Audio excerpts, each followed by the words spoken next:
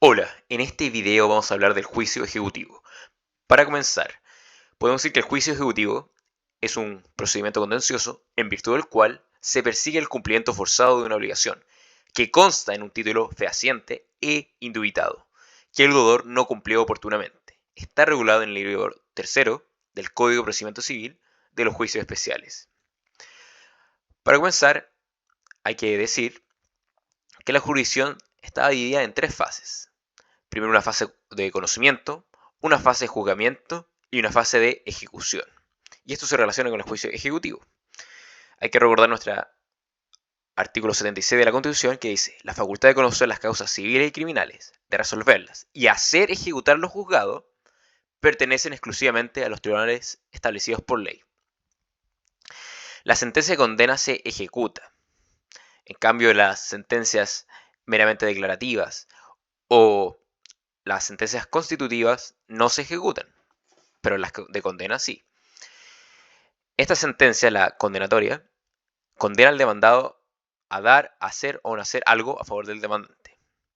Y esta sentencia condenada se obtiene y es el resultado de un proceso declarativo previo, que puede ser, por ejemplo, un juicio ordinario de mayor cuantía.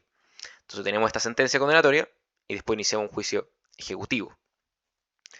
La etapa de ejecución es eventual, ya que el demandado puede cumplir voluntariamente, pero si se opone, podría iniciarse un juicio ejecutivo. Para ejecutar una resolución judicial con cosa juzgada, tenemos dos opciones.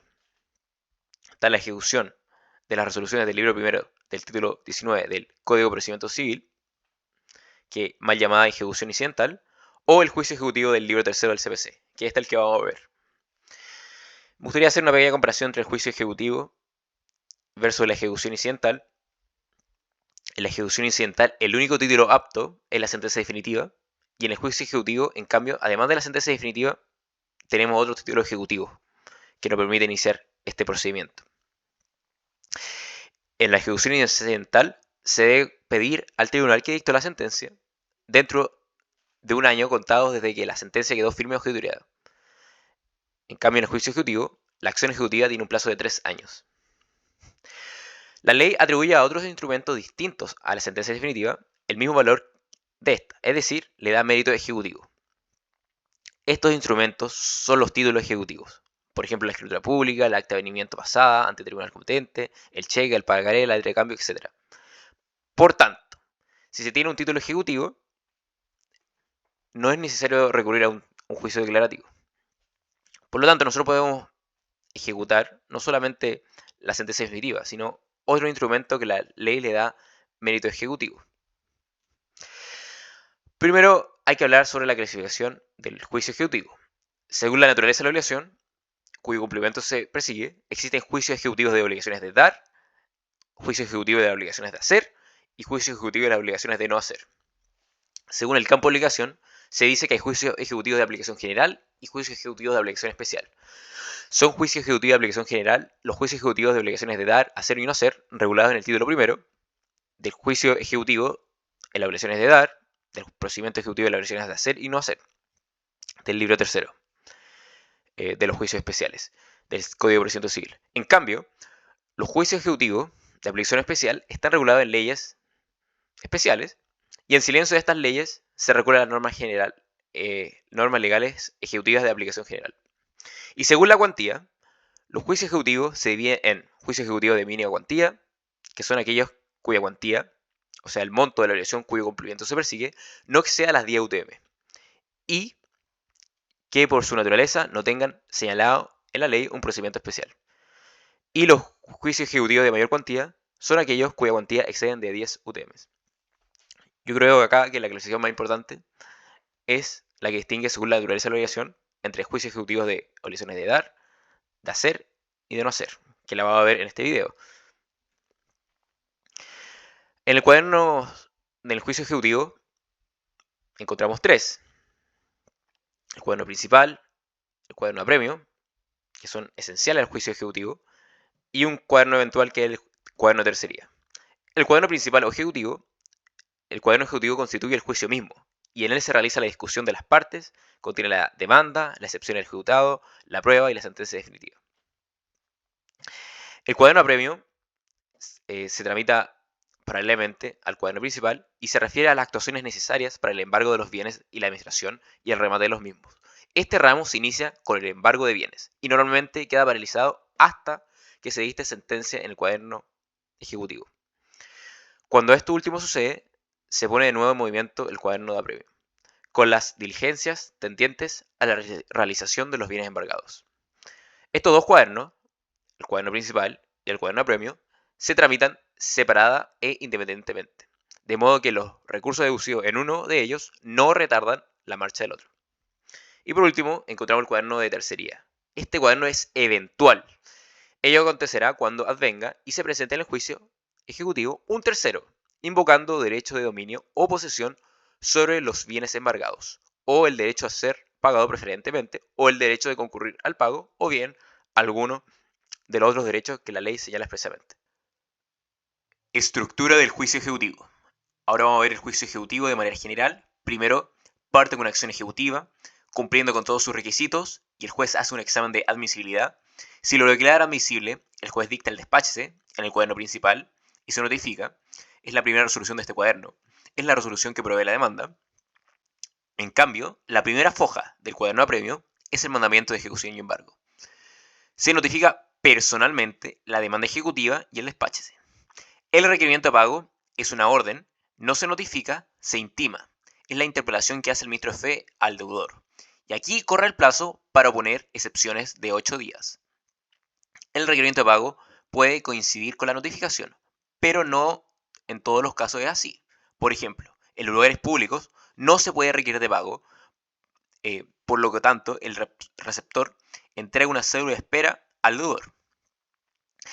El requerimiento de pago es parte del mandamiento de ejecución y embargo. La actitud ante el requerimiento de pago, el deudor puede pagar la deuda con las costas o si no paga, se procederá a trabar el embargo.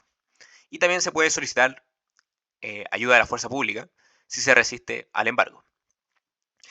Nosotros podemos tener dos casos, porque en esos 8 días el deudor puede oponer excepciones. El primer caso es que el deudor opone excepciones y el otro caso es que el deudor no se ponga excepciones.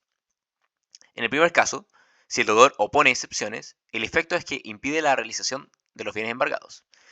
Ante el requerimiento de pago, bueno, aquí comienza el plazo de 8 días, si es requerido dentro del territorio jurisdiccional, y si es requerido de pago fuera del territorio jurisdiccional del tribunal, si las excepciones se oponen ante el tribunal exhortado, será de 8 días en consideración de la comuna. Si se oponen ante el tribunal exhortante, será de 8 días más aumento correspondiente a la tabla de emplazamiento. Y si se efectúa del territorio de la República, fuera de este, será de 8 días más tabla de emplazamiento. Bueno, lo importante es decir acá que en estos 8 días dentro del territorio jurisdiccional se oponen excepciones y después se da un traslado de 4 días a la contraparte. Y ya pasados esos 4 días, el juez se pronuncia sobre la admisibilidad de estas excepciones y ve si hay hechos sustanciales pertinentes o controvertidos, recibe la causa prueba. Y aquí se abre un término probatorio de 10 días. Y posteriormente hay un plazo de 6 días para observación a la prueba. Terminado esto, se cita a las partes a oír sentencia y habrá un plazo de 10 días para dictar sentencia. Y esta sentencia puede ser condenatoria o absolutoria. Y hay que decir algo, que la sentencia condenatoria puede ser de pago, si es una especie o cuerpo cierto, o de remate, si es una cantidad de dinero. Y ahora nos vamos a poner en otro caso, el que el deudor no se opone excepciones. Entonces se certifica que el ejecutado no opuso excepciones y si no hay oposición, el mandamiento de ejecución y embargo hace de sentencia definitiva. Ya vimos la estructura general del juicio ejecutivo. Ahora la vamos a examinar cada una de sus partes de manera más completa. Comenzando con la acción ejecutiva. ¿Qué podemos decir que es la acción ejecutiva? Las acciones ejecutivas son aquellas que tienen por objeto de obtener el cumplimiento forzado de una obligación que consta fehacientemente en un documento al cual la ley le atribuye mérito ejecutivo. ¿Cuáles son los requisitos de la acción ejecutiva? Son 4. Primero, que la obligación conste en un título al cual la ley le atribuye mérito ejecutivo. Segundo, que la obligación sea actualmente exigible. Tercero, que la obligación sea líquida, tratándose de las obligaciones de dar, o determinada en el caso de las obligaciones de hacer, o susceptible de ser destruida si se está en presencia de una obligación de no hacer. Y cuarto, que la acción ejecutiva no esté prescrita. Ahora examinaremos cada uno de estos requisitos de la acción ejecutiva, comenzando con el título ejecutivo. ¿Qué podemos decir del título ejecutivo? Es aquel documento escrito en que consta la existencia de una obligación que no admite dudas, o sea, que sea indubitada, y que habilita iniciar la ejecución. La clasificación de los títulos ejecutivos es entre títulos ejecutivos perfectos y títulos ejecutivos imperfectos. Los títulos ejecutivos perfectos son aquellos que son suficientes para que la ejecución se inicie. Pertenecen a esta categoría la sentencia firme, la copia autorizada de la escritura pública, el acta de avenimiento y determinados títulos de créditos. En cambio, los títulos ejecutivos imperfectos son aquellos que no son suficientes para el inicio de la ejecución, requiriendo, para ser perfeccionados, de una gestión preparatoria de la vía ejecutiva. ¿Y cuáles serían estos? Bueno, los instrumentos privados, la confesión judicial, los títulos al portador o nominativos y sus cupones. Por lo tanto, aquí la diferencia es que los títulos ejecutivos imperfectos, para que queden perfectos, necesitan una gestión preparatoria previa. Gestión preparatoria de la vía ejecutiva. ¿Y cuáles son estas? Las gestiones preparatorias de la vía ejecutiva son gestiones judiciales realizadas antes del juicio ejecutivo por el acreedor en contra del deudor con el efecto de perfeccionar o procurarse de un título ejecutivo para iniciar la ejecución posterior. ¿Cuáles son los títulos ejecutivos? Aquí vemos el artículo 434 del Código de Procedimiento Civil. El juicio ejecutivo tiene lugar en las obligaciones de dar cuando, para reclamar su cumplimiento, se haga valer alguno de los siguientes títulos. Primero, la sentencia firme, sea bien definitiva o interlocutoria. Esto aquí lo relacionamos con la acción de cosa juzgada. Segundo, la copia autorizada de la escritura pública. Tercero, el acta de avenimiento pasada ante el tribunal competente y autorizado por un ministro de fe o por dos testigos de actuación. Cuarto, instrumento privado reconocido judicialmente o mandado tener por reconocido. 5. La confesión judicial. 6. Cualquiera de los títulos del portador o nominativos legítimamente emitidos que representen obligaciones vencidas y los cupones también vencidos en dichos títulos. Y séptimo, cualquier otro título que las leyes le den fuerza ejecutiva. Esto último es importante, ya que esto nos da a entender que este catálogo no sería taxativo. Y así es. El artículo 434 del CPC no es taxativo. Podemos encontrar otros títulos ejecutivos en otros textos legales. Por ejemplo, tienen mérito ejecutivo en el Código Tributario, en materia de cobro de obligaciones tributarias de dinero, deudores morosos, también en la copropiedad inmobiliaria, señalando que el acta de asamblea, válidamente celebrada, autorizada por el Comité de Administración, en que se acuerdan los gastos comunes, tendrán mérito ejecutivo el cobro de los mismos. También el certificado que emite una AFP, señalando que no se han pagado las cotizaciones de un afiliado. También las sentencias que causan ejecutoría, esto es, aquellas que pueden cumplirse no obstante de la existencia de recursos en su contra. También el acta de mediación es título ejecutivo. También el laudo arbitral es un título ejecutivo. Y también la sentencia extranjera, por medio del trámite extra 4, es un título ejecutivo. El segundo requisito era que sea actualmente exigible. Se entiende por una obligación actualmente exigible aquella obligación que en su nacimiento o ejercicio no está sujeta a ninguna modalidad. O sea, que no esté sujeta a ninguna condición, plazo o modo. Y en caso de que esté, esta debe estar vencida. La tercera requisito era que la obligación líquida o determinable o convertible. Si el juicio tiene por objeto una obligación de dar, en este caso la obligación tiene que ser líquida. Una obligación líquida cuando se halla perfectamente determinada, sea en su especie o sea en su género y cantidad. Si se trata de una obligación de hacer, la obligación tiene que ser determinada. Una obligación de hacer es determinada cuando su objeto, es decir, la prestación, es perfectamente conocida y no dar margen a equívocos. Por ejemplo, la obligación de hacer de una obra material, por ejemplo, pintar un cuadro abstracto, construir una casa de 2 pisos, o suscribir un documento, o constituir una obligación, por ejemplo, un contrato de promesa en que consta en escritura pública, pues así tiene mérito ejecutivo.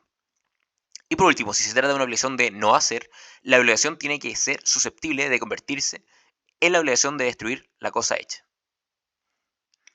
Y el cuarto requisito de la acción ejecutiva es que la acción no esté prescrita. ¿Qué quiere decir esto? El artículo 2515 del Código Civil establece que el tiempo general es de 3 años para las acciones ejecutivas y 5 para las ordinarias. La acción ejecutiva se convierte en ordinaria por el lapso de 3 años y convertida en ordinaria durará solamente 2. El artículo 442 del Código de Procedimiento Civil dispone que el tribunal denegará la ejecución si el título presentado tiene más de 3 años, contados desde que la obligación se haya hecho exigible, con lo cual su declaración de oficio queda de manifiesto. Por lo tanto, el tribunal denegará la ejecución cuando la acción ejecutiva se encuentre prescrita. Gestiones preparatorias de la vía ejecutiva.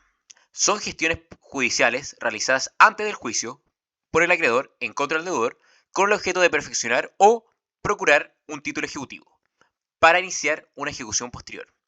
De este concepto se extraen las siguientes características. Primero, son previas al juicio y son sumarísimas y solamente pueden ser iniciadas por el futuro ejecutante en contra del futuro ejecutado. 2. Su finalidad es perfeccionar o completar el título que servirá de fundamento al juicio ejecutivo posterior. Tercero, una vez que las entra a conocer el tribunal competente, la causa queda arraigada en él. Y cuarto, como son previas al juicio, no pueden hacerse alegaciones de fondo, pues estas deben hacerse en el juicio mismo, sin perjuicio de alegar, por ejemplo, la incompetencia absoluta o relativa. ¿Y cuáles son estas gestiones preparatorias? El reconocimiento de firma puesta en instrumento privado, la notificación judicial del protesto de una letra de cambio, pagaré o cheque a cualquiera de los obligados, la confesión de la deuda, la confrontación de títulos y cupones, la evaluación, la validación de sentencias extranjeras y la notificación del título ejecutivo a los herederos del deudor. Nosotros vamos a ver cada una de estas gestiones preparatorias, comenzando con el reconocimiento de firma puesta en instrumento privado. El instrumento privado carece de mérito ejecutivo, pero puede tenerlo sí cuando ha sido reconocido por el otorgante o cuando ha sido mandado por reconocido. Este reconocimiento es una gestión preparatoria. Solicitar esta gestión al tribunal que cite al deudor, individualizándolo y acompañándolo en el instrumento que espera que reconozca. El tribunal fijará una audiencia. Notificación personal demandado y al demandante se le notifica por estado diario. Y el deudor puede adoptar 4 actitudes. Puede comparecer y reconocer su firma. Reconocida su firma, quedará preparada la ejecución, aunque niegue la deuda. La jurisprudencia ha dicho que el reconocimiento de firma es un acto personal deudor, por ende, no cabe citar a sus herederos. El segundo caso, comparece y niega su firma. En este segundo caso, fracasa la gestión preparatoria y el acreedor no tendrá otro camino que la vía declarativa u ordinaria. Tercer caso, comparece y da respuestas evasivas. Si el citado no comparece o solo da respuestas evasivas, se dará por reconocida la firma o confesada la deuda. A diferencia de los casos anteriores, aquí será necesaria la dictación de una resolución judicial, a solicitud del acreedor que declare reconocida la firma del deudor. Y por último, no comparecer. En este último caso también se dará reconocida la firma. La dictación de una resolución judicial a petición del acreedor, en este caso, que declare la rebeldía del deudor. La resolución que da reconocida la firma del deudor, sea por falta de comparecencia, sea por haber dado respuesta evasiva, constituye una sentencia interlocutoria de segundo grado, ya que es base para una sentencia posterior. Esta resolución se notifica por el Estado, regla general, y es susceptible de los recursos procesales correspondientes. Bueno, apelación solo en el efecto devolutivo. Segundo, gestión preparatoria, la notificación judicial de protestos de letra de cambio, pagarés o cheques. Como se dijo, el cheque, la letra de cambio y el pagaré constituyen título ejecutivo cuando la firma es autorizada por un notario o cuando reúnen las siguientes circunstancias: que hayan sido protestados y que el protesto se haya efectuado personalmente al deudor y que en el acto mismo del protesto éste no haya puesto la tacha de su falsedad a su firma. Por consiguiente, el título ejecutivo estará constituido por el instrumento mercantil y además por la respectiva acta de protesto. Se notifica el protesto del respectivo documento al deudor y en este acto, o dentro del tercer día, no debe tachar la falsedad de su firma. La tacha de falsedad de su firma se tramita como incidente y corresponde al demandante acreditar que la firma es auténtica. Cualquier persona en la gestión preparatoria de la vía ejecutiva tacharse de la falsa de su firma y resultar en definitiva que la firma es auténtica, será sancionada con las penas indicadas en el artículo 467 del Código Penal, salvo que acredite justa causa de error o que el título en el cual se estampó la firma es falso. Ahora vamos a ver la siguiente gestión preparatoria, que es la confesión de la deuda. Y este es bien especial porque aquí se crea un título. En el caso de no tener acreedor título ejecutivo, y quiere preparar la ejecución por el reconocimiento de firma o por la confesión de la deuda, podrá pedir que se cite al deudor a una audiencia dentro del 5.º día contados de la fecha de la última notificación, con el fin de que se practiquen estas diligencias. Esta gestión preparatoria de la vía ejecutiva se le conoce con el nombre de confesión de la deuda, y de llegar a prosperar, habilita al acreedor para hacer valer como título ejecutivo el contemplado en el artículo 434, numeral 5, o sea, la confesión judicial. Su tramitación es idéntica a la gestión preparatoria de reconocimiento de firma puesta en instrumento privado, es decir, se debe solicitar una audiencia al juez a la cual deberá concurrir el deudor, y en ella podrá asumir 4 actitudes: comparece y reconoce la deuda, caso en el cual la confesión judicial es el título ejecutivo. Segundo caso, comparece y no reconoce la deuda, con el cual habrá fracasado la gestión preparatoria. Y tercer caso, no comparece o comparece y da respuestas evasivas, caso en el cual se tendrá por confesada la deuda y el título ejecutivo consistirá en la resolución judicial que dicta el tribunal estableciendo el hecho de la confesión en rebeldía o por dar respuestas evasivas.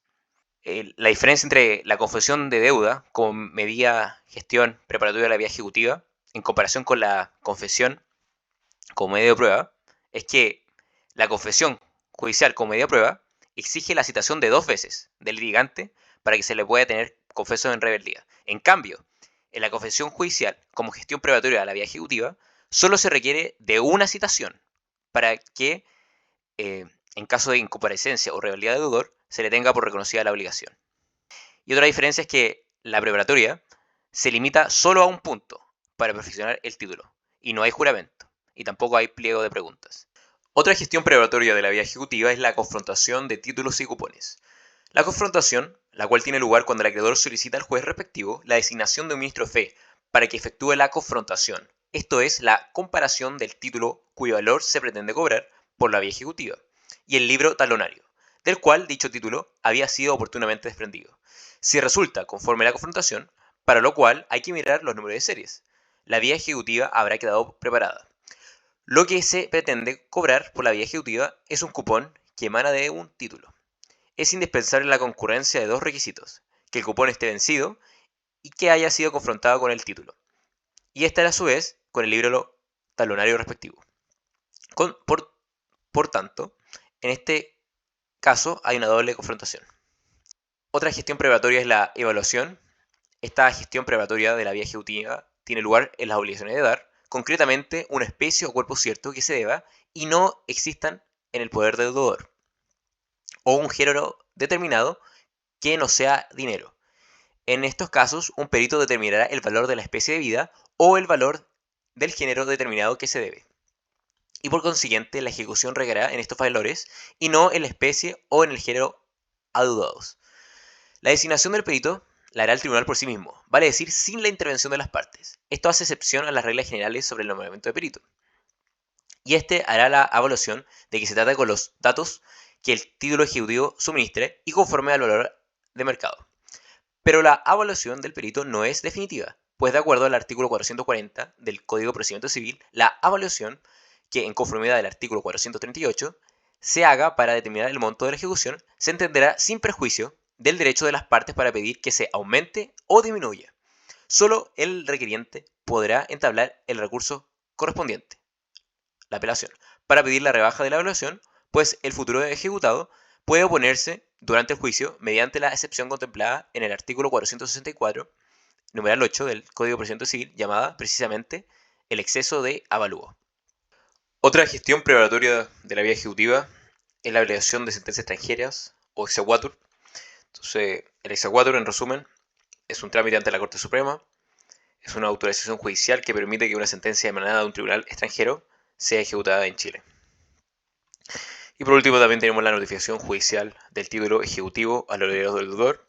Los herederos del causante lo representan y le suceden todos sus derechos y obligaciones transmisibles. Así, si el causante era deudor de un crédito que consta en un título ejecutivo, podrá exigirse su cumplimiento, y por la vía ejecutiva, a sus herederos. Sin embargo, en atención a que los herederos del deudor pueden ignorar la existencia del crédito, el legislador estableció en el artículo 1367 del Código Civil que los títulos ejecutivos contra el difunto lo serán igualmente contra los herederos, pero los acreedores no podrán entablar o llevar adelante la ejecución, sino pasados 8 días después de la notificación judicial de sus títulos.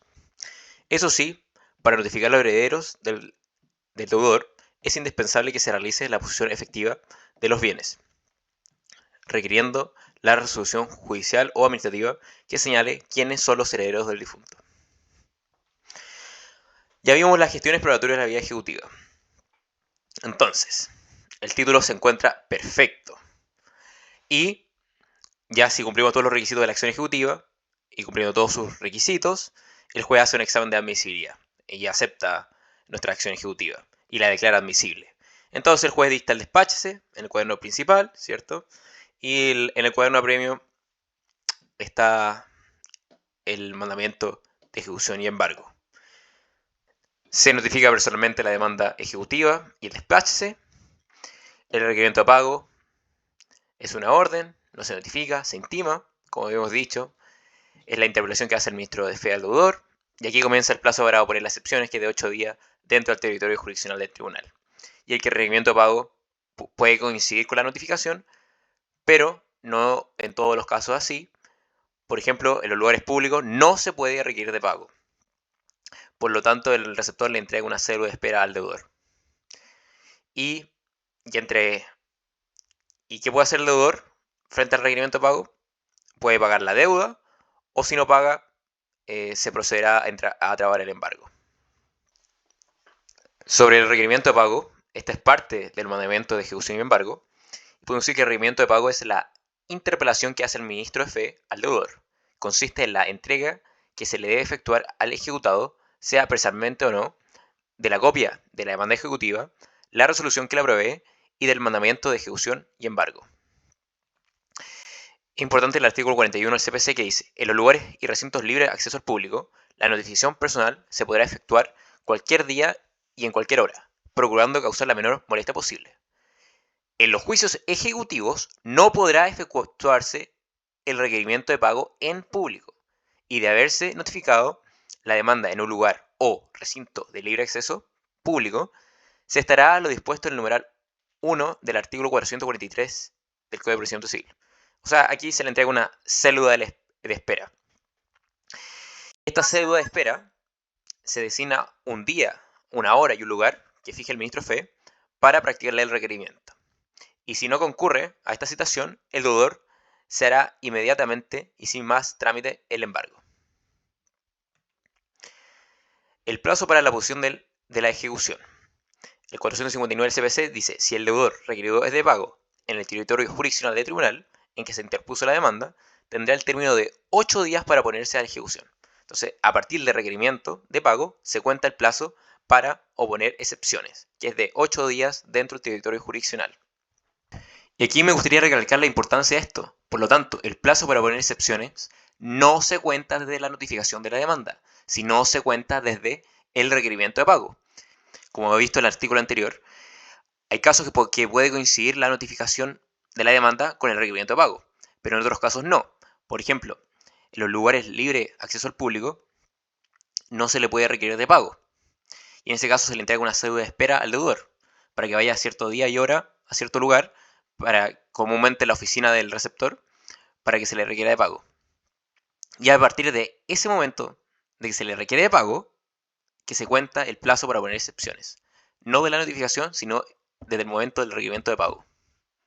Importante. Este plazo de 8 días es el caso que sea requerido de pago dentro del territorio jurisdiccional del tribunal.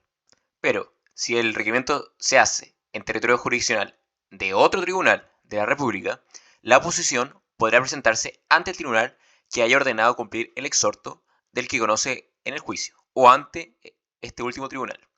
En el primer caso, los plazos serán los mismos que establece el artículo anterior, o sea, 8 días.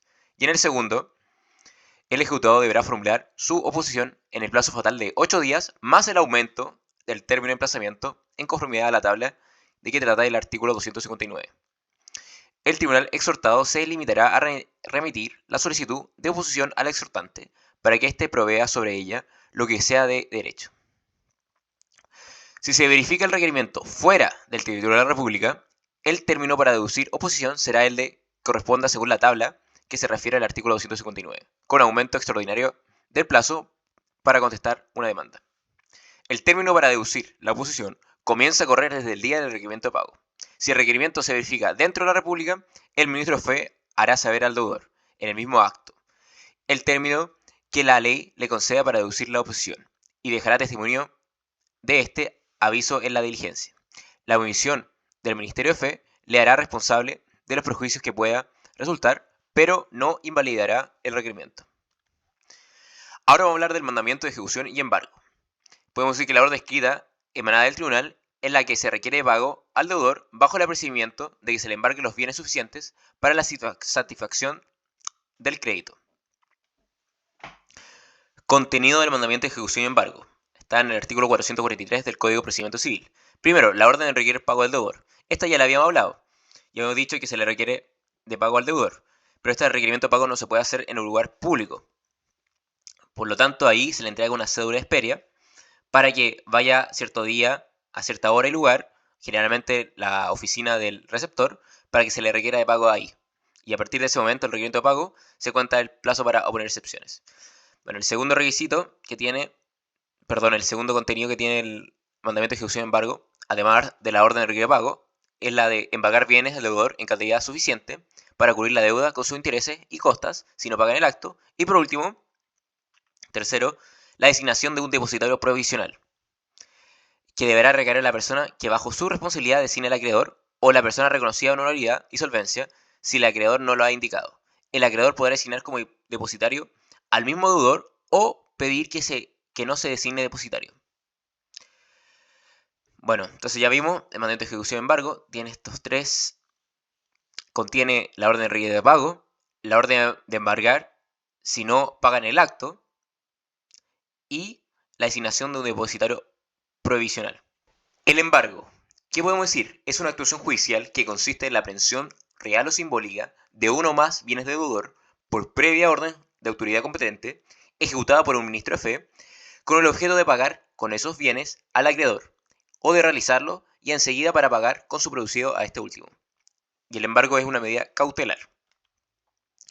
En el Código de Procedimiento Civil, en el artículo 450, dice: el embargo se entenderá hecho por la entrega real o simbólica de los bienes al depositario que se designe, aunque éste deje la especie en poder del deudor mismo. A falta de depositario designado por el juez, hará las veces de tal el propio deudor, hasta tanto se designe un depositario distinto. El ministro de fe que practique el embargo deberá levantar un acta de la diligencia, la que señalará el lugar y hora en que ésta se trabó. Contendrá la expresión individual y detallada de los bienes embargados e indicará si fue necesario o no el auxilio de la fuerza pública para efectuarlo, y de haberlo sido, la identificación del o de los funcionarios que intervinieron en la diligencia. Asimismo, dejará constancia de toda alegación que haga un tercero invocando la calidad de dueño o poseedor del bien embargado.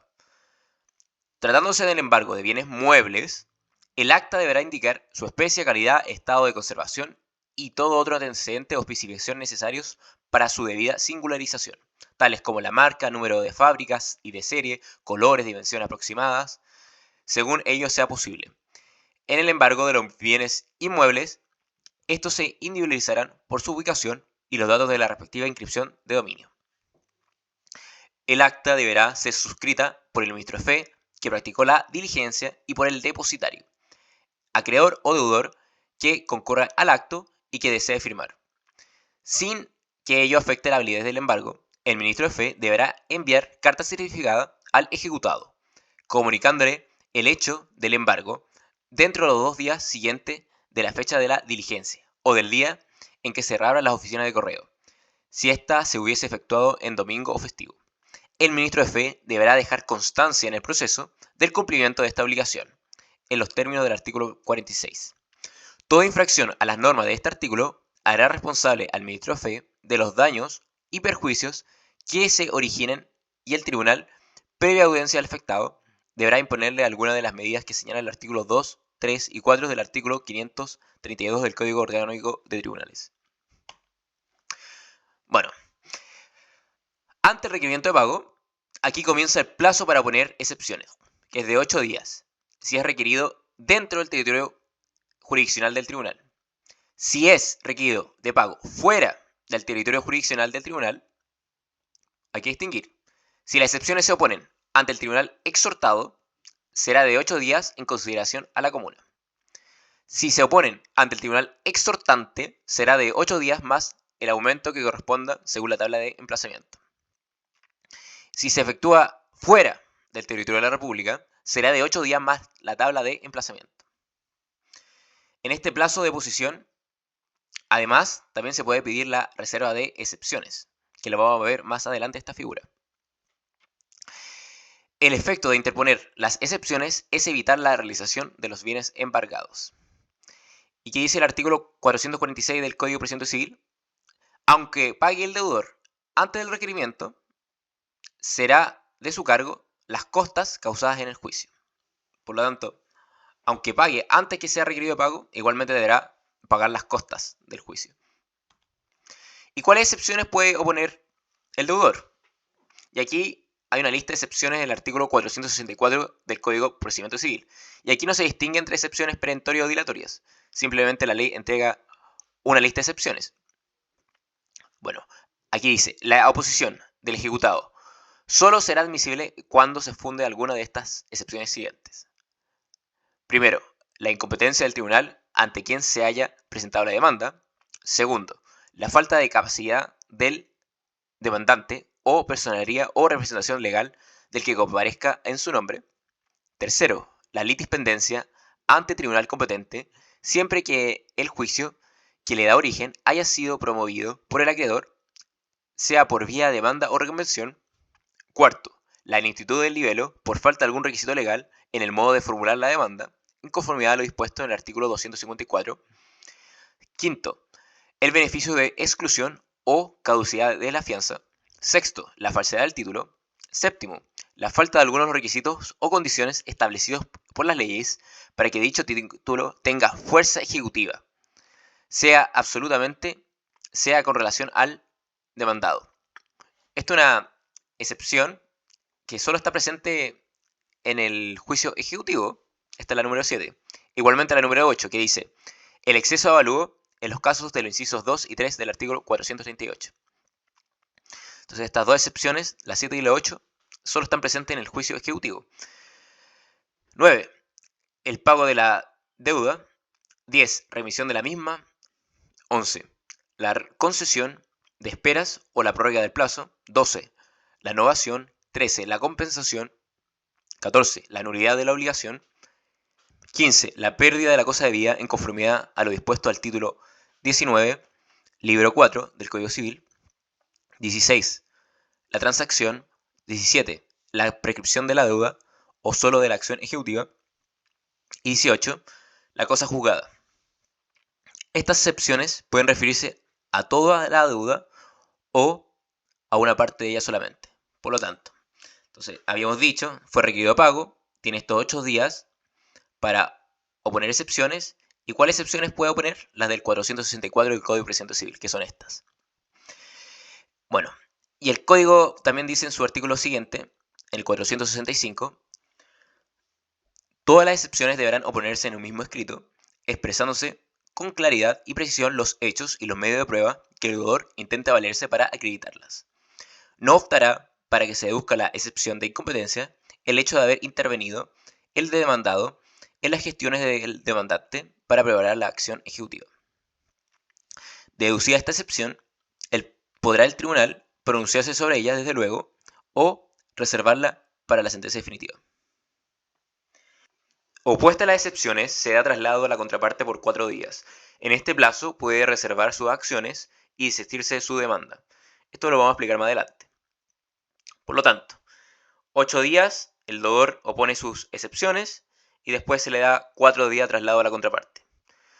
Posteriormente, después del traslado, si dice o no algo el actor en esos 4 días, el juez dirá si declara las excepciones admisibles y si lo hace, recibe la causa a prueba, si hay hechos sustanciales pertinentes y controvertidos, y posteriormente habrá un periodo de prueba que será de 10 días y posteriormente 6 días de observación a la prueba. Y dictará sentencia en el plazo de 10 días después de citada oír sentencia. que puede terminar con una sentencia absolutoria o condenatoria. Y si el juez declara las excepciones inadmisibles, dicta una sentencia definitiva. ¿Y cuál es el caso de que el deudor no haya puesto excepciones en esos 8 días? En el caso que el deudor no haya puesto excepciones, artículo 472 del Código Procedimiento Civil, si no se oponen excepciones, se omitirá la sentencia y bastará el mandamiento de ejecución para que el acreedor pueda perseguir la realización de los bienes embargados y el pago, de conformidad a las disposiciones del procedimiento apremio. Por lo tanto, si el deudor no pone excepción en esos 8 días, bastará el mandamiento de ejecución y embargo. Y se certifica que el ejecutado no puso excepciones. Y hasta aquí queda el cuaderno principal, por lo tanto, no hay fase de prueba. Suponiendo que se hayan admitido las excepciones y el juez recibe la causa de prueba, entonces se declaran admisibles las excepciones y hay hechos sustanciales pertinentes y controvertidos, se abre un término probatorio de 10 días, pero es ampliable a petición del acreedor hasta por el plazo de 10 días más. Las partes pueden acordar términos extraordinarios en este periodo de prueba que ellas designen, pero aquí entre las partes acuerdan. Y también, respecto al acompañamiento de la lista de testigos, se deben presentar en los primeros 5 días. Y esto, la prueba se rendirá del mismo modo que en el juicio ordinario. Entonces, los 5 primeros días se acompaña la lista de testigos. Concluido el término probatorio, hay 6 días para la observación de la prueba. Y después la citación a oír sentencia, que tiene un plazo de 10 días para dictar sentencia definitiva. Y la sentencia puede ser absolutoria. ¿Qué quiere decir eso? Que las excepciones se acogen y se alza el embargo. Y la sentencia condenatoria se rechaza las excepciones y se sigue adelante la ejecución. Y la sentencia condenatoria puede ser de pago o de remate. La condenatoria de pago es la que da lugar a la ejecución cuando el embargo ha recaído en la especie o cuerpo cierto debido o en una suma determinada de dinero. En este caso, no será necesario rematar bien alguno, sino que el ejecutante será pago con la especie debida o el dinero embargado. Entonces, no es necesario continuar con el cuaderno de apremio.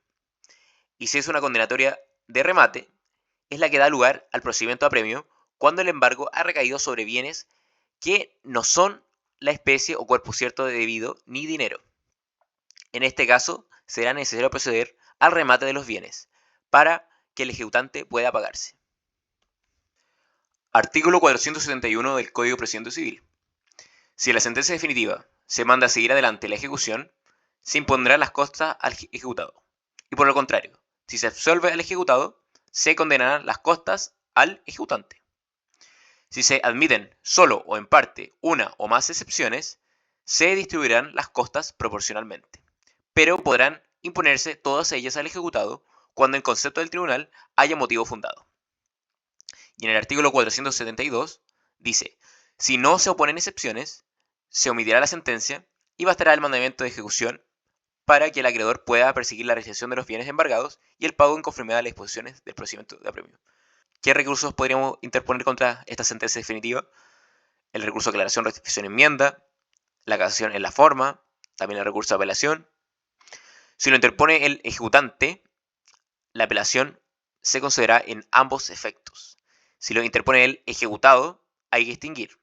Si la sentencia es de pago, no podrá procederse a la ejecución de esta sentencia pendiente el recurso, sino en el caso que el ejecutante caucione la resuelta del juicio, de acuerdo al artículo 475 del Código de Procedimiento Civil. Si la sentencia es de remate, se considera en solo efecto devolutivo y por lo tanto podrá cumplirse una vez notificada. Aquí vemos esta regla respecto a la apelación del juicio ejecutivo. Si se interpone la apelación de la sentencia de pago, no podrá procederse a la ejecución de esta sentencia pendiente el recurso, sino en el caso que el ejecutante caucione la resuelta del mismo, como hemos dicho anteriormente. Cosa juzgada en el juicio ejecutivo. Bueno, esto es bien especial. Aquí lo vamos a explicar. La sentencia definitiva produce la acción y excepción de cosa juzgada. Pero hay excepciones a esto. La primera de ellas es la renovación de la acción ejecutiva. ¿Y qué es la renovación de la acción ejecutiva? Caso en que el ejecutado opone excepciones dilatorias y se dicta una sentencia definitiva absolutoria. Entonces, el ejecutado pone excepciones dilatorias y el tribunal las acepta. Y el ejecutante podrá interponer de nuevo la acción ejecutiva. Por ejemplo, ¿cuáles serían estas excepciones dilatorias? La incompetencia del tribunal, la incapacidad, la ineptitud del libelo, la falta de oportunidad en la ejecución. Entonces, el juez acepta estas excepciones dilatorias del deudor, pero eso no imposibilita después que el ejecutante podrá iniciar otro juicio con su acción ejecutiva. Por eso se dice que aquí habría una cosa juzgada formal. Y después habría la reserva de derechos. Encontramos ahí la reserva de acciones y la reserva de excepciones. Primero me gustaría explicar en qué consiste la reserva de derechos. Esta institución tiene lugar cuando una de las partes solicita al tribunal, que está conociendo el juicio ejecutivo, que se le reserven sus derechos para deducirlos en un juicio ordinario posterior, sin que le afecte la cosa juzgada de la sentencia pronunciada en el juicio ejecutivo. El fundamento para solicitar esta reserva es porque la posibilidad de discusión en el juicio ejecutivo es demasiado acotada, y por ello se solicita que se reserven determinadas acciones o excepciones para discutirla en el juicio ordinario del acto de conocimiento. Entonces, para que tenga lugar esta reserva, tiene que haber una solicitud del ejecutante, en el caso de las acciones, o del ejecutado, en el caso de las excepciones, y una sentencia judicial que la conceda. De ahí que la reserva de derechos se clasifique según la parte que lo solicite, en reserva de acciones para el ejecutante y reserva de excepciones para el ejecutado. Primero, para comenzar, hablando de la reserva de acciones, se tiene que hacer dentro del plazo que tiene para responder el escrito de excepciones, es decir, dentro de los 4 días contados de la notificación del traslado de la posición. Sin embargo, no basta que el ejecutante pida reserva de acciones, pues además debe desistirse de la demanda ejecutiva. Desistimiento que difiere del regulado en el libro primero del CPC, en cuanto debe ser aceptado por el tribunal de inmediato. O sea, este desistimiento no se somete a tramitación incidental. Y la sentencia que dicta al respecto no produce cosa juzgada. Este desistimiento produce efectos especiales, pues hace perder al ejecutante el derecho para deducir una nueva acción ejecutiva, pero no así una ordinaria. Queda sin valor ipso facto el embargo y las demás resoluciones dictadas en el curso del juicio, y responderá el ejecutante de los perjuicios que se haya causado con la demanda ejecutiva, salvo lo que resuelva en el juicio ordinario. La reserva de acciones en este caso no requiere ser fundada y debe ser aceptada por el tribunal. Es un derecho absoluto. Y una vez que opera, produce el importantísimo efecto de permitirle al ejecutante de interponer una acción ordinaria sobre los mismos puntos que fueron materia de la demanda ejecutiva, sin que opte a ello la cosa juzgada.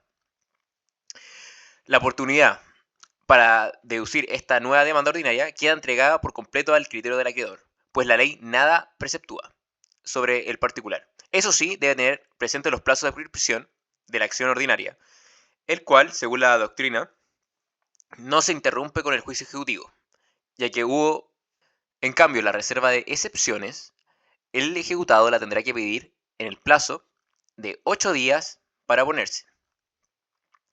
Y el fundamento de esta reserva deberá consistir en la falta de medios probatorios para acreditar sus excepciones en el término legal. El juez, en presencia del escrito de oposición a la ejecución que contenga al mismo tiempo la petición de reserva de derechos para el juicio ordinario, se abstendrá de tramitarlo. Por el contrario, en acto continuo y sin nuevo trámite, dictará sentencia de pago o de remate, accediendo a la mencionada reserva. Si el deudor pidió también, junto con la reserva, que no se haga pago al acreedor sin que causiere previamente la resulta del juicio ordinario en la sentencia definitiva. El juez, además de acceder a la reserva, lo hará respecto de la caución pedida. Una vez dictada la sentencia de pago o de remate y accedida a la reserva y la caución correspondiente, el deudor tendrá la obligación de entablar su demanda ordinaria en el término de 15 días contados de que se notifique la sentencia definitiva, so pena de procederse al cumplimiento de la sentencia pronunciada en el juicio ejecutivo sin previa caución, o quedando ipso facto cancelada, si se ha otorgado. En el juicio ordinario, el ejecutado desempeñará el rol de demandante, ejercitando como acción los mismos derechos que había hecho valer como excepciones en el juicio ejecutivo anterior. Bueno, y también hay otro periodo que es un plazo común para tanto el ejecutante como el ejecutado, que está en el artículo 478 del Código de Procedimiento Civil, que dice: la sentencia recaída en el juicio ejecutivo produce cosa juzgada en el juicio ordinario, tanto respecto del ejecutante como del ejecutado. Con todo, si antes de dictarse sentencia en el juicio ejecutivo, el actor o el procesado piden que se les reserven para el ordinario sus acciones o excepciones, podrá el tribunal declararlo así, existiendo motivos calificados. Siempre se concederá la reserva respecto de las acciones y excepciones que no se refieran a la existencia de la obligación misma que ha sido objeto de la ejecución. En los casos del inciso precedente, la demanda ordinaria deberá interponerse dentro del plazo que señala el artículo 474, o sea, de 15 días, bajo la pena de no ser admitida después. Y hablando del juicio ejecutivo y el abandono del procedimiento, en el juicio ejecutivo, el ejecutado podrá solicitar el abandono del procedimiento, después de ejecutoriada la sentencia definitiva, si se opuso excepciones, o con solo el mandamiento de ejecución embargo, en el caso de que no se opuso excepciones. El plazo para declarar el abandono de procedimiento será de 3 años contados de la fecha de la última gestión útil en el cuaderno de apremio. Respecto al cuaderno principal, se siguen las reglas generales. Serían 6 meses contados de la última resolución recaída en una gestión útil. Ahora voy a hablar de la administración de los bienes embargados y el procedimiento de apremio. Comenzando con las cosas embargables. La ejecución puede recaer, según el 438 del Código de Procedimiento Civil, sobre la especie o cuerpo cierto que se deba y que exista en el poder deudor. También puede recaer sobre el valor de la especie debida y que no exista en el poder deudor, haciéndose su avaliación por un perito que nombrará el tribunal. Y también puede recaer sobre la cantidad líquida de dinero o de un género determinado cuya avaliación puede hacerse en la forma que establece en el número anterior. Bueno, también la ejecución puede recaer sobre empresa o también las utilidades que ésta genere. Y aquí el depositario tendrá las facultades y deberes de un interventor judicial. Pero lo importante que quiero que retengan es que la regla general es que todos los bienes son embargables, salvo los establecidos por la ley que los declare como inembargables. ¿Y cuáles serían estos bienes inembargables? Bueno, el Código de Procedimiento Civil establece una lista de bienes inembargables en el 445. No los quiero nombrar todos porque es una lista larga, pero aquí pueden verlos. Y este no es el único artículo que nombra bienes inembargables. También el artículo 1618 del Código Civil, que también nombra una lista de bienes inembargables. Y también me gustaría recordarle a ustedes el derecho de prenda general, que está en el artículo 2465, dice: toda obligación personal da derecho al acreedor de perseguir su ejecución sobre todos los bienes raíces o muebles del deudor, sean presentes o futuros, exceptuándose solamente los no embargables. Y bueno, vimos la lista de los bienes inembargables que están en el 445 del Código de Procedimiento Civil y del 1618 del Código Civil. Pero no solo esos dos artículos contienen una lista de bienes inembargables. También en leyes especiales podemos encontrar otros bienes inembargables. Por lo tanto, no es taxativo. Otro ejemplo podría ser en el decreto 3500 establece que las cotizaciones voluntarias, conocido como APB, los depósitos convenidos y los recursos mantenidos por los afiliados en cualquier plan de ahorro provisional voluntario son inembargables mientras no sean retirados. Entonces ahí vemos también otros bienes inembargables fuera de los nombrados en los catálogos anteriores. ¿Se pueden vender los bienes embargados? Los bienes embargados no pueden ser vendidos ni enajenados, salvo con autorización judicial o el consentimiento del acreedor. Y aquí vemos el artículo 1464 del Código Civil, en su numeral 3 dice: de las cosas embargadas por decreto judicial, a menos que el juez autorice o el acreedor consienta en ello. Respecto a la designación de los bienes embargados, la regla general es que el acreedor señalará en la demanda de los bienes a embargar o en el acto del embargo. Si el acreedor nada dice, entonces será el deudor quien señala los bienes. Si no se han señalado bienes para la traer al embargo, entonces lo determinará el receptor. Bueno, puede el acreedor concurrir al embargo y designar, si el mandamiento no lo hace, los bienes del deudor que hayan de embargarse con tal que no excedan de los necesarios para responder a la demanda, haciéndose esta apreciación por el ministro fe encargado de la diligencia, sin perjuicio de lo que resuelva el tribunal a solicitud de la parte interesada. no designando el acreedor bienes para el embargo, se verificará los que el deudor presente. Si en concepto del ministro de fe, encargado de diligencia, son suficientes, o si, no siéndolos, tampoco hay otros conocidos. Si no se designan bienes, el acreedor ni el deudor, el ministro de fe guardará el embargo en el orden siguiente. ¿Y cuál sería este orden? Primero el dinero, segundo otros bienes muebles, tercero los bienes raíces y cuarto salarios y pensiones. Entonces, primero, regla general, lo determina el acreedor, y si no el acreedor, el deudor, y si el deudor no determina los bienes, lo será el receptor en base al siguiente orden: dinero, bienes muebles, bienes raíces y salario y pensiones. Aquí volveré a leer el artículo 450 del Código de Procedimiento Civil, que lo habíamos nombrado antes, pero lo voy a nombrar de nuevo porque es un artículo importante, que dice: el embargo se entenderá hecho por la entrega real o simbólica de los bienes al depositario, que se designe, aunque éste deje la especie en poder del mismo deudor. A falta de depositario, designado por el juez, hará las veces de tal el propio deudor, hasta tanto se designe un depositario distinto. El mismo ministro de fe que practique el embargo deberá levantar un acta de la diligencia, la que señalará el lugar y la hora en que éste se trabó. Contendrá la expresión individual y detallada de los bienes embargados e indicará si fue necesario o no el auxilio de la fuerza pública para efectuarlo, y debe haberlo sido la identificación del o de los funcionarios que intervinieron en la diligencia. Asimismo, dejará constancia de toda alegación que haga un tercero invocando una calidad de dueño o poseedor del bien embargado. Tratándose del embargo de bienes muebles, el acta deberá indicar su especie, calidad y estado de conservación, y todo otro antecedente o especificación necesarios para su debida singularización, tales como la marca, número de fábrica y de serie, colores, dimensiones aproximadas, según ello sea posible. En el embargo de bienes inmuebles, estos se individualizarán por su ubicación y los datos de la respectiva inscripción de dominio. El acta deberá ser suscrita por el ministro de fe que practicó la diligencia y por el depositario, acreedor o deudor que concurra en el acto y que desee firmar. Sin que ello afecte la validez del embargo, el ministro de fe deberá enviar una carta certificada al ejecutado comunicándole el hecho del embargo dentro de los 2 días siguientes a la fecha de la diligencia o del día que se reabrieron la oficina de correo, si éste hubiere efectuado en domingo festivo. El ministro de fe deberá dejar constancia en el proceso del cumplimiento de esta obligación, en los términos del artículo 26. Toda infracción a las normas de este artículo hará responsable al ministro de fe de los daños y perjuicios que se originen y el tribunal, previa audiencia del afectado, deberá imponerle alguna de las medidas que señaladas en los artículos números 2, 3 y 4 del artículo 532 del Código Orgánico de Tribunales.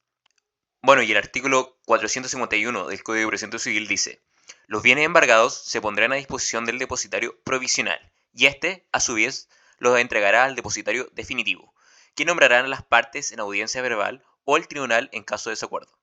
Si los bienes embargados se encuentran en territorios jurisdiccionales distintos o consisten en especies de distinta naturaleza, podrá nombrarse más de un depositario. Cualquiera de las partes que ofrezca probar que el depositario no tiene la responsabilidad bastante, será oída. Si el embargo recae sobre dinero, alhajas, especies preciosas o efectos públicos, el depositario deberá hacerse en un banco o caja nacional de ahorros a la orden del juez de la causa, y el certificado del depósito se agregará a los autos. Y, por último, el artículo 452 del Código de Procedimiento Civil dice: si el deudor no concurre a la diligencia del embargo, o si se niega a hacer entrega al depositario, procederá a efectuarla el ministro de fe. ¿Cuándo produce efecto el embargo frente a terceros? Bueno, en el caso de los bienes raíces o de los derechos reales constituidos sobre ellos, frente a terceros desde la fecha de su inscripción en el conservador de bienes raíces. Ahora bien, hay que entender que si una cosa mueble, las partes no podrán enajenarla a terceros, porque como habíamos visto el artículo 1464 del Código Civil, solo se puede enajenar, no se podrá enajenar la cosa embargada por decreto judicial, si no es con autorización del juez o con el consentimiento del acreedor. O en caso contrario, adolecería de objeto ilícito. ¿Qué sucede si la cosa está en poder de un tercero? Cuando la cosa embargada se halle en poder de un tercero que se oponga a la entrega alegando el derecho de gozarla a otro título, que el del dueño, no será alteración en este goce hasta el momento de la enajenación, ejerciendo mientras tanto el depositario sobre la cosa los mismos derechos que ejercía el deudor, lo cual se entiende sin perjuicio del derecho que le corresponde al tenedor de la cosa embargada para seguir gozándola aún después de su enajenación.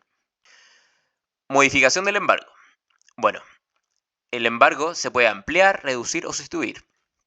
Se amplía si habiendo más bienes embargables de propiedad del deudor, existiendo justo temor que los bienes embargados no serán suficientes para cubrir íntegramente lo adeudado. Se reduce el embargo si de la evaluación de los bienes embargados se desprende que con el producto del remate se sobrepasa el total adeudado. Y por último se sustituye el embargo si el deudor necesita disponer del bien embargado, ofreciendo otro en su reemplazo que le dé las mismas garantías. Ya fijado un depositario, que puede ser el propio deudor o puede ser un tercero como depositario provisional o como depositario definitivo, lo importante decir es que el depositario administra los bienes embargados, no los enajena, solamente los administra. Excepcionalmente, puede enajenarlos con autorización judicial, sin tasación, los bienes muebles sujetos a corrupción o susceptibles de próximo deterioro, o cuya conservación sea difícil o muy dispendiosa. Por ejemplo, un cargamento de fruta o de verduras, ya que son muy fácilmente corrompibles por el transcurso del tiempo. Por lo tanto, se hace necesaria su realización. El que le corresponde vender los bienes en pública subasta al martillero. El martillero es quien realiza los bienes embargados por medio del remate. Los bienes embargados son vendidos por el martillero en una subasta pública al mejor postor. Y por medio de esta venta se le paga al acreedor. La sentencia de remate, junto con aceptar la demanda ejecutiva y rechazar la posición deducida por el deudor, ordena revisar los bienes embargados y enseguida, con su producido, hacer pago al acreedor de su crédito. Como se puede apreciar, acá lo que se embarga no es lo debido y por ello se debe vender lo que se embarga para obtener dinero con el fin que con ese dinero se pague. Artículo 481 del CPC dice: notificada que sea la sentencia de remate, se procederá a la venta de los bienes embargados, de conformidad a los artículos siguientes. Los bienes muebles embargados se venderán en martillo, siempre que sea posible, sin necesidad de tasación. La venta se hará por el martillero, designado por el tribunal que corresponda.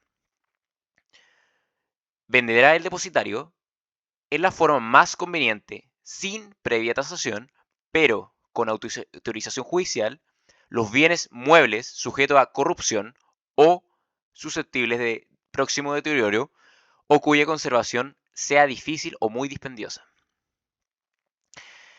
Los efectos de comercio realizables en el acto se venderán sin previa tasación por un corredor nombrado en la forma que establece el artículo 414.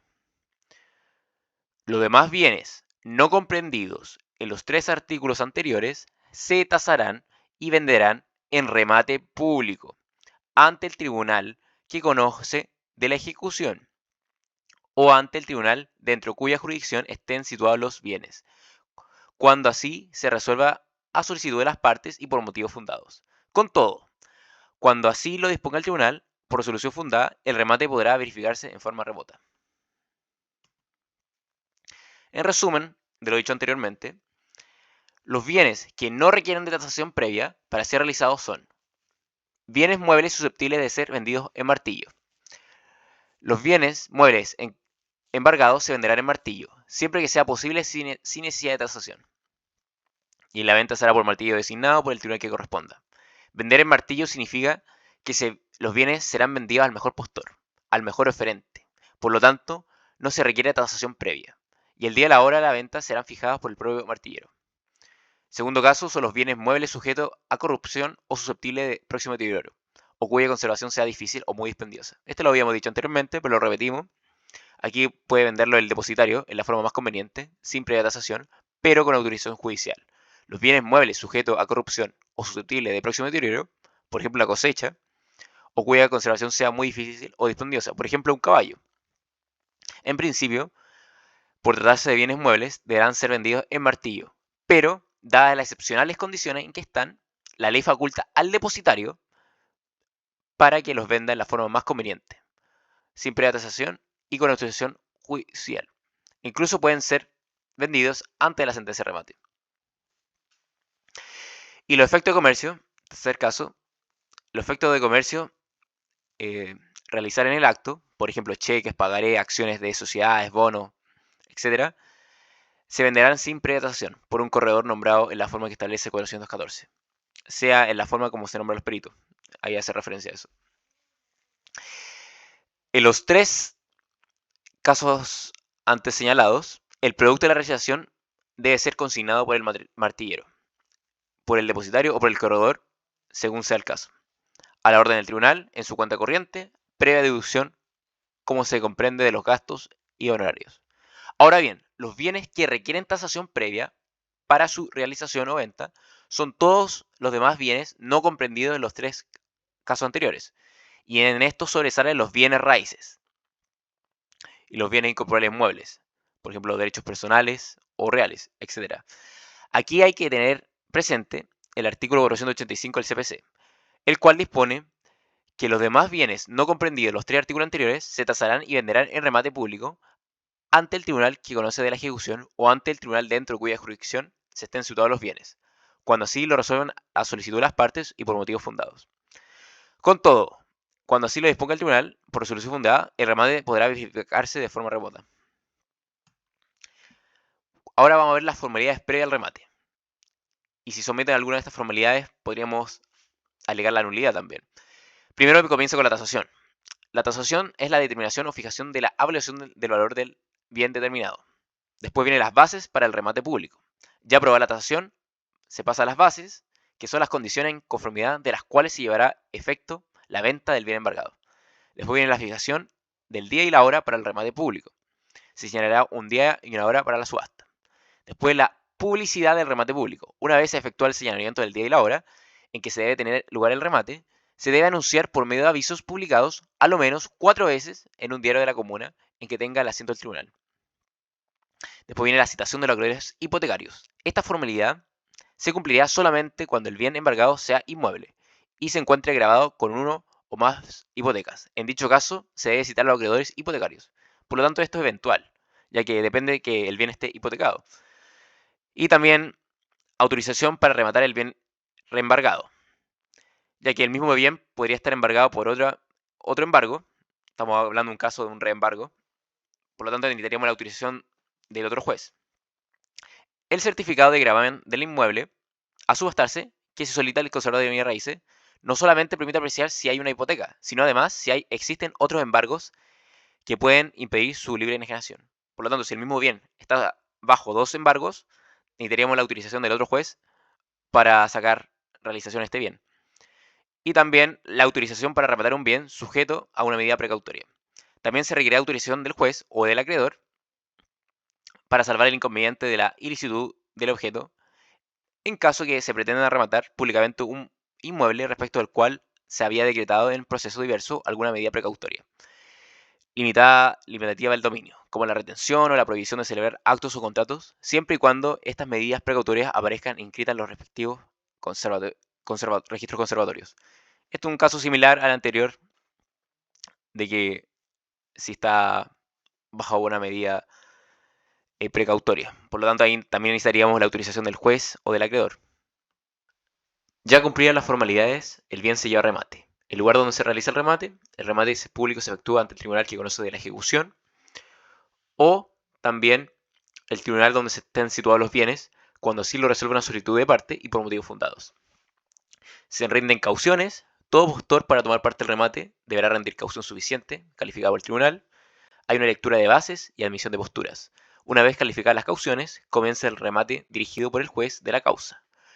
Con la lectura de las bases y en acto seguido se procede a la admisión de posturas, por el mínimo señalado en las bases, y en silencio de estas, por una suma que no baje de los 2/3 de la tasación. Después hay una compraventa forzada, efectuado el remate público. Desde el punto de vista jurídico se celebrará un verdadero contrato de compraventa forzada entre el ejecutado, representado legalmente por el juez en calidad de vendedor, y el subastador, que viene siendo el comprador, cuyo objeto es el bien embargado y el precio será la suma más alta ofrecida por este último.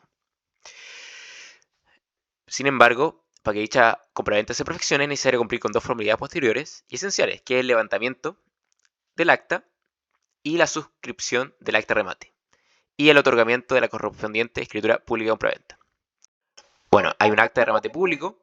Aquí hay que distinguir según la clase de bienes sobre cuál recae el remate. Si recae sobre bienes raíces, servidumbres o censos, o sobre una sucesión hereditaria, esta no queda perfecta mientras no se extienda un acta de remate. Y esta acta de remate es importantísima, ya que valdrá como escritura pública para que quede perfecta la compraventa sobre estos bienes. Sin perjuicio que después se debe, dentro de 3 días, otorgar la escritura pública definitiva.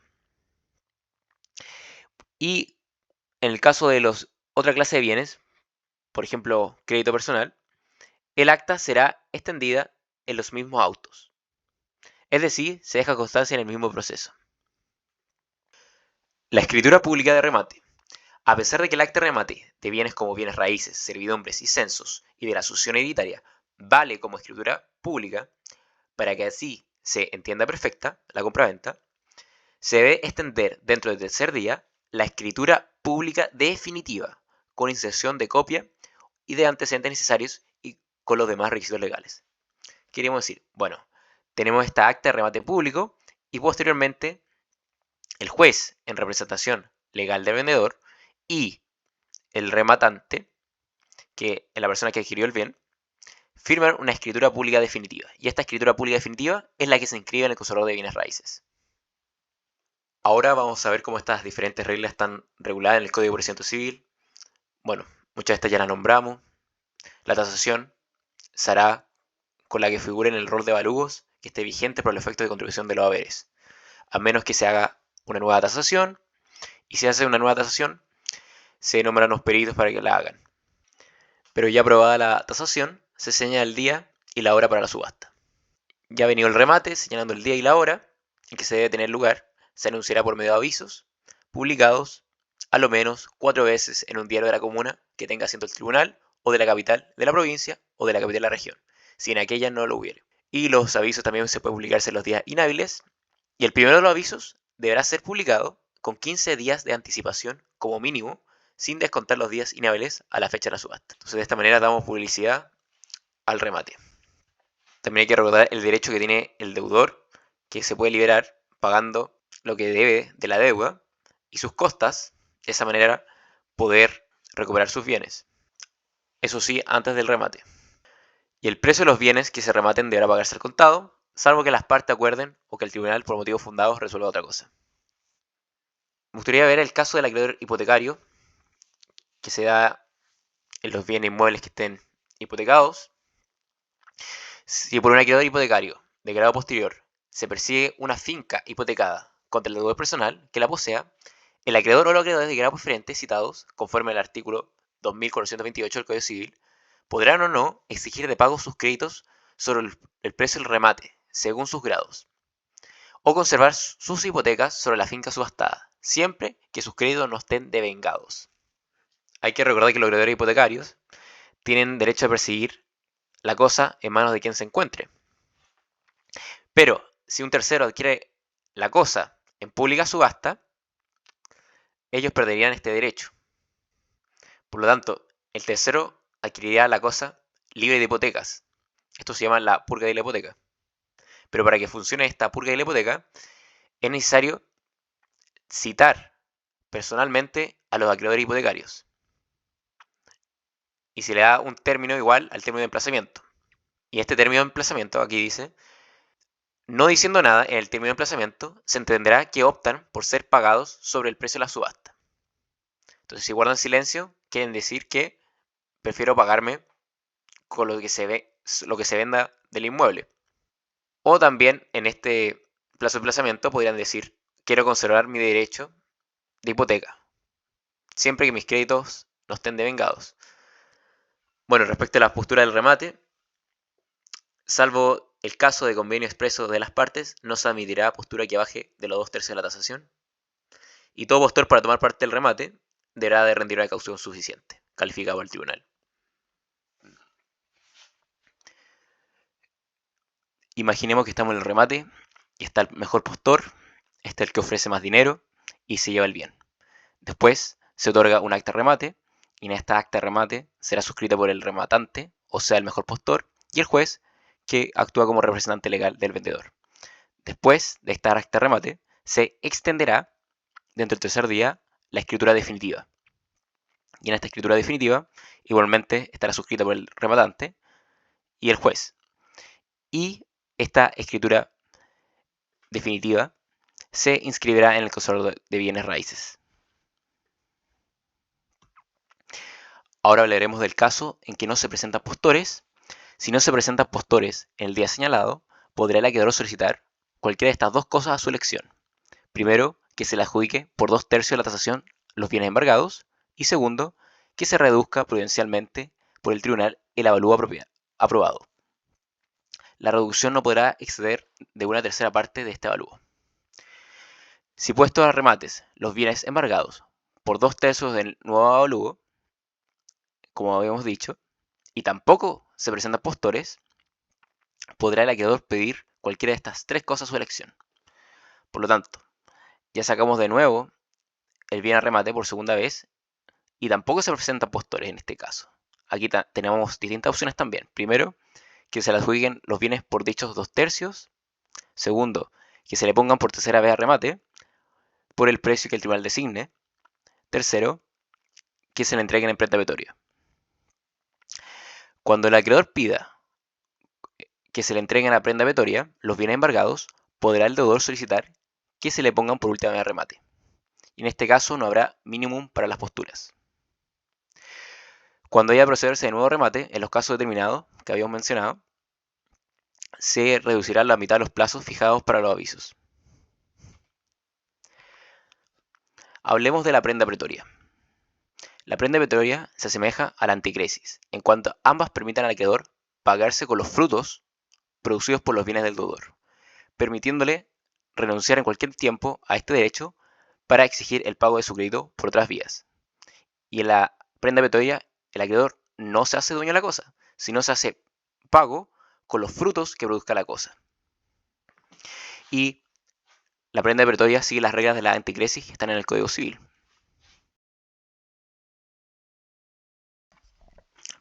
Procedimiento ejecutivo en las obligaciones de hacer y de no hacer. Hay que recordar el artículo 1553 del Código Civil, que dice: si la obligación es de hacer y el deudor se constituye en mora, podrá pedir al acreedor, junto con la indemnización de la mora, cualquiera de estas tres cosas a elección suya. Primero, que se le apremie al deudor para la ejecución del hecho convenido. Segundo, que se le autorice a él mismo para hacerlo ejecutar por un tercero a expensas del deudor. Y tercero, que el deudor le indemnice los perjuicios resultantes de la infracción del contrato. Por lo tanto, ante la infracción de la obligación de hacer, el Código Civil nos da distintos remedios. Las obligaciones de hacer. Hay acción ejecutiva en las obligaciones de hacer cuando, siendo determinadas y actualmente exigibles, se hacen valer para acreditar algún título que traiga aparejada la ejecución en conformidad del artículo 434. Entonces aquí el 434 tiene los distintos títulos con mérito ejecutivo. Entonces la obligación de hacer debe constar en estos títulos con mérito ejecutivo. Y aquí la obligación de hacer se aplican las mismas reglas que ya vimos anteriormente. O sea, las reglas del juicio ejecutivo de las obligaciones de dar, que las que vimos anteriormente, se aplican también a las obligaciones de hacer. También en las obligaciones de hacer se da el caso de la suscripción de un instrumento o constitución de una obligación. Si el hecho debido consiste en la suscripción de un instrumento o de la constitución de una obligación por parte del deudor, podrá proceder a su nombre el juez que conozca el litigio si, requerido aquel, no se hace dentro del plazo que señala el tribunal. Bueno, aquí el juez, de manera forzada, representa al deudor para que firme el instrumento, por ejemplo, en un contrato de promesa, y después no quiere firmar el contrato definitivo, y aquí el juez podría representar forzadamente al deudor para que lo firme. En el caso de la ejecución de una obra material, cuando la obligación consista en la ejecución de una obra material, el mandamiento de ejecución y embargo contendrá la orden de requerir al deudor para que cumpla la obligación y el señalamiento de un plazo prudente para que dé principio al trabajo. Excepciones en el juicio ejecutivo de las obligaciones de hacer. Aquí encontramos ciertas excepciones que no están presentes de las que vimos anteriormente. No, acá hay unas especiales. A más de las excepciones expresadas en el artículo 464, las que ya vimos, que sean aplicables al procedimiento que trata este título, podrá ponerse el deudor la de imposibilidad absoluta para la ejecución actual de la obra debida. Entonces, esta excepción es propia del juicio ejecutivo de las obligaciones de hacer, la imposibilidad absoluta para la ejecución actual de la obra debida. Y esta se suma a las otras excepciones que habíamos visto anteriormente del 464 del Código de Procedimiento Civil.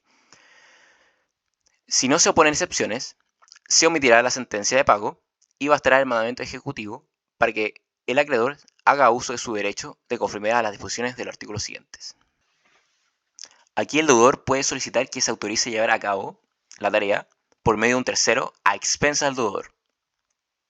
Y si él pide esto, el acreedor, junto con su solicitud, deberá dar un presupuesto de lo que importe la ejecución de las obligaciones que reclama. Y el demandado tendrá un plazo de 3 días para examinarlo. Y si nada dice dentro de dicho plazo, se considera aceptado. Y si el deudor no consigna a orden del tribunal los fondos decretados, se procederá a embargarle y a enajenar los bienes suficientes para hacer la consignación. Y aquí se siguen las reglas que habíamos visto anteriormente respecto al juicio ejecutivo de las obligaciones de dar. En el caso que el acreedor pida apremio contra el deudor, el tribunal puede imponerle arresto hasta por 15 días o multa proporcional y repetir estas medidas para obtener el cumplimiento de esta obligación. Y cesará el apremio si el deudor paga las multas impuestas y rinde además caución suficiente a juicio del tribunal para asegurar la indemnización completa de todo perjuicio al acreedor. Y respecto al incumplimiento de las obligaciones de no hacer, hay que recordar el artículo 1555 del Código Civil que dice: toda obligación de no hacer una cosa se resuelve en la indemnizar los perjuicios, si el deudor contraviene y no puede deshacer lo hecho. Pudiendo destruirse la cosa hecha y siendo su destrucción necesaria para el objeto que tuvo en mira al tiempo de celebrar el contrato, será el deudor obligado a ella o autorizado el acreedor para que se lleve efecto a expensas del deudor. Si dicho objeto puede obtenerse cumplidamente por otros medios, en este caso será oído el deudor que se allane a prestarlo. El acreedor quedará de todos modos indemne. Por lo tanto, las disposiciones que vimos sobre el juicio ejecutivo de las obligaciones de hacer se aplicarán también a las obligaciones de no hacer cuando se convierta en la de destruir la cosa hecha, con tal que el título en que se apoye consigne de un modo expreso todas las circunstancias requeridas en el inciso 2 del artículo 1555 del Código Civil y no pueda tener aplicación el inciso 3 del mismo artículo. En el caso en la que tenga aplicación este último inciso, se procederá en la forma incidente. Espero que les haya gustado el video. Suscríbanse, comenten, dejen un like. Muchas gracias.